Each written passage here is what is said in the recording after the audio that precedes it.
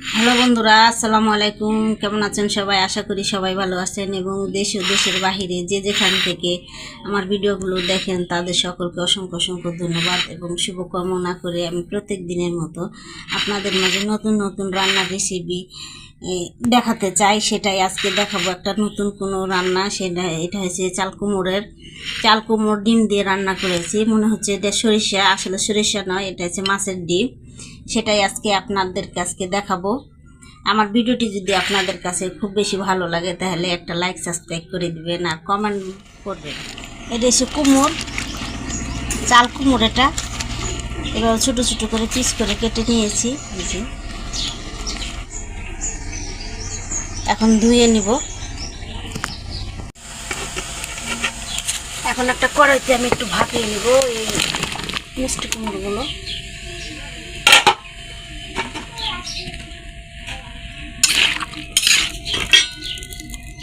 মিষ্টি কুমড়োর একটা হালকা গন্ধ আছে, ওই গন্ধটা সবাই পছন্দ করে না, তার জন্যই একটু ভাপিয়ে পানিটা ফেলে দিই।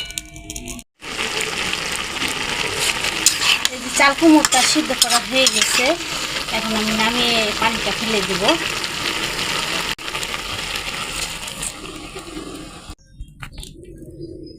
কড়াতে আমি এখন তেল দিয়ে দিয়েছি। তেলটা গরম হলে আমি কিছুটা পেঁয়াজ কুচি দিয়ে দিব।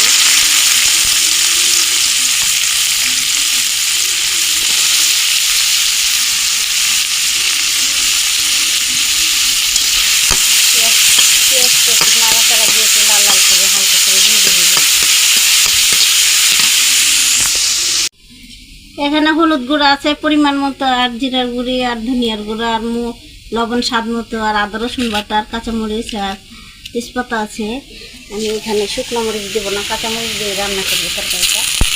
এখানে গরম হয়ে গেছে, একটু পানি দিয়ে দেবো।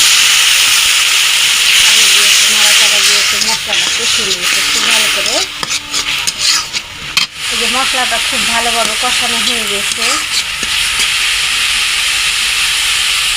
তারপরে এখানে যে আমি এই মাছের ডিমটা রেখেছি, এই যে মাছের ডিম, এই ডিমটা এখন আমি দিয়ে কষিয়ে নেব একটু।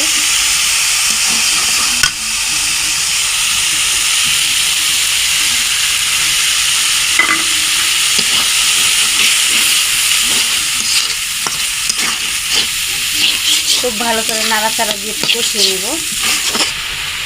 এই ডিমটা দিয়ে একটু ভালো করে কষিয়ে নিয়েছে আর ভাজা ভাজা হয়ে যাবে ডিমটা। যে খুব ভালো মতো আর সুন্দর একটা গন্ধ বের হবে।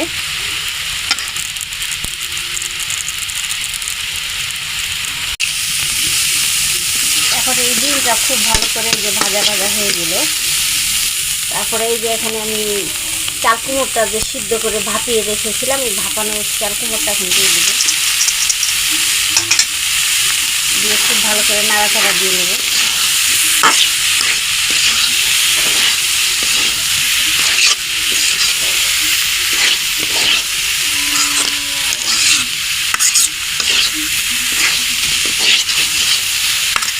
কুমড়োর সাথে সবগুলো ডিম একসাথে মিশে যাবে।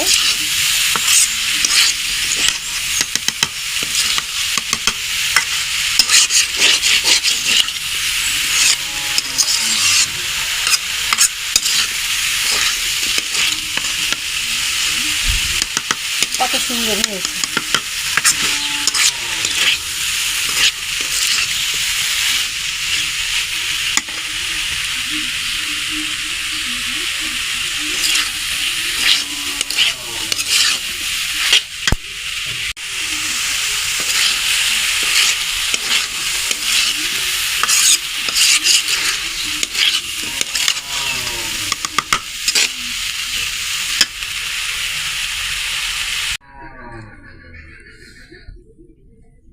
রান্না করা আমার হয়ে গেছে।